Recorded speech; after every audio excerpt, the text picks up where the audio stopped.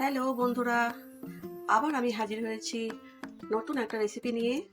সেটা হচ্ছে কি রেসিপি দেখাবো তোমাদের আজকে, পুরভরা করলা। তো পুরভরা করলার জন্য আমি কি নিয়েছি, কিচ্ছু না, শুধু এই যে করলাগুলো আমি সেদ্ধ করে নিয়েছি।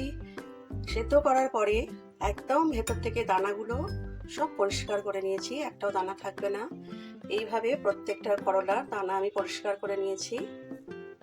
দেখো বন্ধুরা, তো এর মধ্যে কি পুর দেব, যেহেতু এটা পুর ভরা করলা, এই যে বেটে রেখেছি কাঁচা লঙ্কা, সর্ষে, আর কিচ্ছু না, আর হলুদ, নুন, সব কিছু আমি এই বাটার মধ্যে দিয়ে দিয়েছি।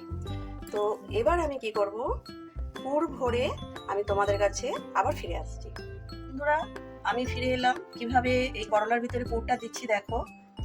এই যে এইভাবে পুরটা দেবে, দেওয়ার পরে এই মুড়ে নেবে, মুড়ে যদি দেখো বেরিয়ে আসছে কমিয়ে দেবে। আর আমি না বন্ধুরা এই টুথপিক খুব ব্যবহার করি। তোমরা যদি এই টুথপিক না ব্যবহার করতে চাও, সুতো দিয়ে বেঁধে নিতে পারো। তো এই টুথপিকগুলো আবার কিন্তু ধুয়ে রাখা যায়। তো এই যে বেরিয়ে আসছে, তুমি এই চামচে করে এইভাবে এটাকে বের করে দিতে পারো। তো হয়ে গেল বন্ধুরা। তো আমি দেখিয়ে দিলাম কিভাবে করলাম। তো তোমরা টুথপিকের বদলে সুতো দিয়ে বাঁধতে পারো। তো আবার আমি ভেজে ফিরে আসছি। তো বন্ধুরা, আমি ফিরে এলাম। আমার কমপ্লিট হয়ে গেছে পুর ভরা করলা। তো ভাজার পরে দেখো একটুও মশলা বেরিয়ে যায়নি, সব কিন্তু ঠিকঠাক আছে।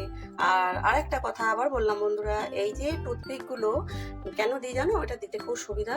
সুতো দিয়ে বাঁধলে, আমি তো একা থাকি, একটু ধরা ঝামেলা থাকে, সেই কারণে এইগুলো কিন্তু আমি আবার ধুয়ে রেখে দিই। দেখেছো তো কেমন ব্যবহার করে করে লাল হয়ে গেছে।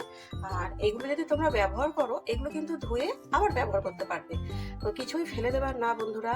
আর এই যে করলার মধ্যে যে দানাগুলো আমি বের করেছি, সেগুলো কিন্তু আমি ফেলিনি, এগুলো কিন্তু আমি ভেজে খাবো, খুব মাঝে মাঝে খেতে লাগবে। গরম ভাতের সাথে মাখিয়ে আমি এগুলো খাই। তো যেটা বলতে আমি চাইলাম, কিছুই ফেলার না। ঠিক আছে বন্ধুরা, তো পুর ভরা করলা কেমন লাগলো তোমরা জানিও। আমার চ্যানেলটা সাবস্ক্রাইব করো, আমার পাশে থেকো বন্ধুরা। সবাই ভালো থেকো, টাটা।